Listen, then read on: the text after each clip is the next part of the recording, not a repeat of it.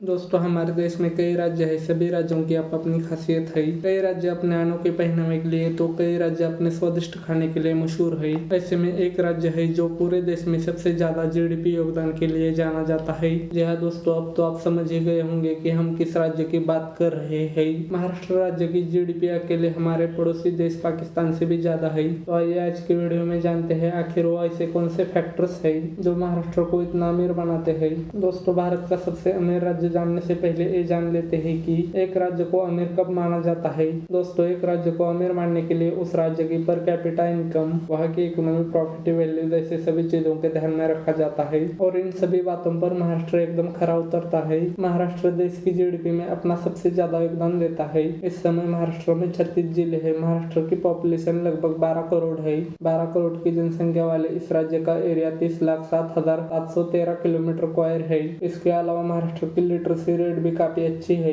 महाराष्ट्र की literacy rate 82.9% है। इसलिए महाराष्ट्र की इंडस्ट्रीज में काम करने वाले लोग काफी एजुकेटेड होते हैं और उन्हें काम की अच्छी समझ होती है। जनसंख्या की दृष्टि से महाराष्ट्र देश में दूसरा तो वही एरिया के हिसाब से महाराष्ट्र का तीसरा स्थान है। महाराष्ट्र अकेला देश की जीडीपी में 15% का योगदान देता है, जो किसी भी राज्य की तुलना में बहुत ज्यादा है और ये इतना अमीर है दुनिया में पाकिस्तान, बलूचिस्तान जैसे देशों पर अकेला ही भारी पड़ सकता है। महाराष्ट्र देश का इतना अमीर राज्य कैसे बना, ये बात जानने से पहले महाराष्ट्र की भौगोलिक स्थिति के बारे में जान लेते हैं। महाराष्ट्र 5 रीजन में बटा हुआ है। कोकण, नासिक, विदर्भ, मराठवाड़ा, पुणे। महाराष्ट्र की स्थापना 1 मई 1960 में हुई और उसके बाद एग्रीकल्चर पर ध्यान दिया गया, जिसमें खास तौर पर गन्ना, कॉटन, ऑयल सीड्स की खेती पर ध्यान दिया गया। महाराष्ट्र में गन्ने की पैदावार ज्यादा होने के कारण वहाँ पर शुगर कॉर्पोरेटिव स्टार्ट किया गया और आज महाराष्ट्र में 173 शुगर कॉर्पोरेटिव्स है। साल 2021-22 में महाराष्ट्र ने 147.28 लाख टन शुगर का उत्पादन लिया। महाराष्ट्र में शुगर कॉर्पोरेटिव स्टार्ट होने के बावजूद भी डेयरी प्रोडक्ट्स का भी बिजनेस नया रूप लेने लगा। महाराष्ट्र में खेती वहाँ के लोगों का मेन एग्जीबिशन बन गया। अब आप सोच रहे होंगे कि खेती तो सभी करते हैं, तो फिर महाराष्ट्र ही सबसे ज्यादा अमीर क्यों हुआ? वो इसलिए क्योंकि वहाँ ज्यादातर कैश क्रॉप जैसे हल्दी, गन्ना, बाजरा, तंबाकू, ऑयल सीड्स की खेती की जाती है और इसलिए महाराष्ट्र की आमदनी का एक बड़ा हिस्सा एग्रीकल्चर से आता है। सिर्फ खेती नहीं, महाराष्ट्र ने ट्रांसपोर्टेशन पर भी काफी ध्यान दिया है, जिसकी वजह से आज ये काफी बेहतर है।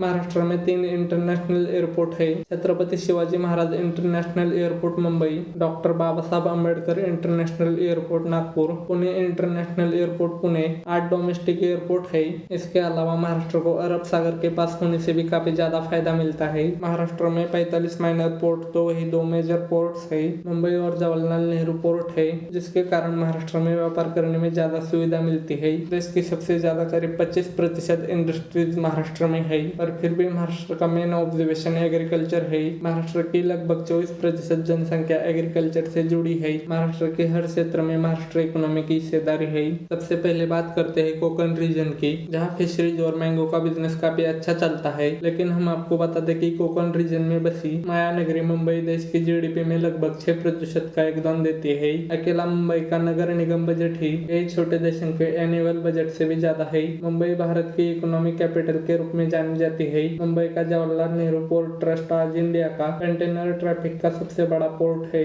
अकेले मुंबई में भारत के काफी सारे फाइनेंशियल इंस्टीट्यूट के ऑफिस मौजूद है। SBI, RBI, mutual fund, Godrej, Tata, Reliance जैसी कुछ कंपनियां मुंबई में मौजूद है। इसके अलावा इंडिया का सबसे बड़ा और सबसे पुराना स्टॉक एक्सचेंज BSE यानी बॉम्बे स्टॉक एक्सचेंज भी मुंबई में मौजूद है। इतने सारे फाइनेंशियल इंस्टीट्यूट होने के बावजूद भी अकेले मुंबई का हाथ नहीं है महाराष्ट्र को सबसे अमीर राज्य बनाने में, बल्कि महाराष्ट्र के बाकी क्षेत्रों का भी उसमें उतना ही योगदान है। मराठों के समय तक महाराष्ट्र की इकोनॉमी सिर्फ गेहूं, ज्वार और चावल तक ही सीमित थी, पर आजादी से पहले 1848 में अंग्रेजों ने 7 टापुओं कोलाबा, वरली, मजगांव, परेल और माहिम को जोड़कर मुंबई का विकास करना शुरू किया। इसलिए मुंबई को 7 टापुओं का शहर कहते हैं। उसके बाद अंग्रेजों ने ही रोड डेवलपमेंट, रेलवे, पोर्ट इन सब पर काम करना शुरू किया। जैसे ही मुंबई पोर्ट डेवलप हुए, तब गुजराती और कोटा मुस्लिम यहाँ आकर बसने शुरू हो गए और उनके आने के बाद मुंबई में नए नए बिजनेस आना स्टार्ट हो गए। उसके बाद अंग्रेजों ने ही मुंबई में टेक्सटाइल मिल लगाना स्टार्ट किया। फिर मुंबई से कपड़ा बनकर यूरोप तक जाने लगा। इसके अलावा यहाँ पर पूरा का पूरा बॉलीवुड बसा हुआ है, जिससे महाराष्ट्र को अपनी कमाई का काफी हिस्सा मिलता है। इसके अलावा television industry, media and internet का मुंबई और महाराष्ट्र की आमदनी में काफी बड़ा योगदान है। महाराष्ट्र में हर तरह के मिनरल्स पाए जाते हैं, चाहे बड़ी मात्रा में न मिले, पर यहाँ पर हर तरह तरह के मिनरल्स जैसे आयरन, यूरेनियम, मैग्नीज जैसे कई और मिनरल्स यहाँ मौजूद है और ये सभी राज्य की जीडीपी बढ़ाने में बड़ा योगदान देते हैं। महाराष्ट्र में हर रीजन को काफी अलग तरीके से डेवलप किया गया है। वहाँ के हर रीजन की अपनी अलग विशेषता है। सबसे पहले बात करते हैं महाराष्ट्र के पुणे रीजन की, जिसे एक आईटी और ऑटोमोबाइल हब के रूप में विकसित किया गया है। यहाँ आईटी और ऑटोमोबाइल के लगभग सभी बड़ी कंपनियों के ऑफिस है,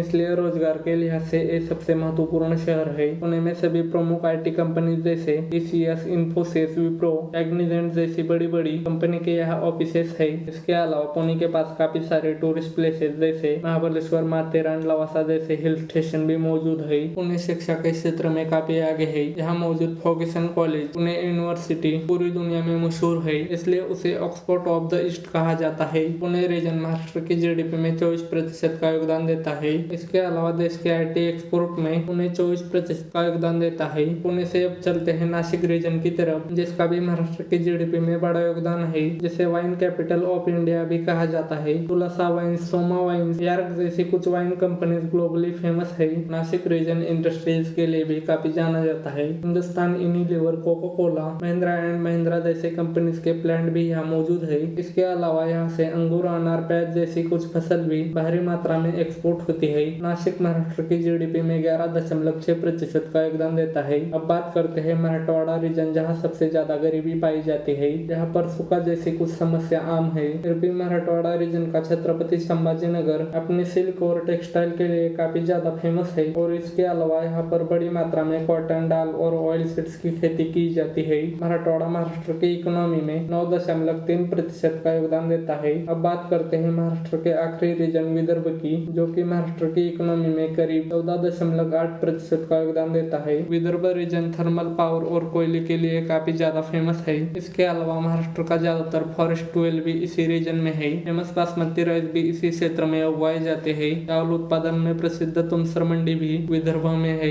इसके अलावा यहाँ पर कॉटन, ज्वार और पल्सेस का भी प्रोडक्शन बहुत ज्यादा होता है। महाराष्ट्र का हर रीजन वहाँ की इकोनॉमी बढ़ाने में सहयोग करता है और इसलिए आज महाराष्ट्र देश का सबसे अमीर राज्य बना है। इस वीडियो को लेकर आपकी क्या राय है? क्या कभी भारत का कोई राज्य महाराष्ट्र को पीछे छोड़ पाएगा? हमें कमेंट में जरूर बताएं। अगर आपको ये वीडियो पसंद आई हो तो इसे लाइक और शेयर जरूर करें। आप सबका इस वीडियो को अंत तक देखने के लिए धन्यवाद। ऐसी ही जानकारी जानने के लिए हमारे साथ जुड़े रहें।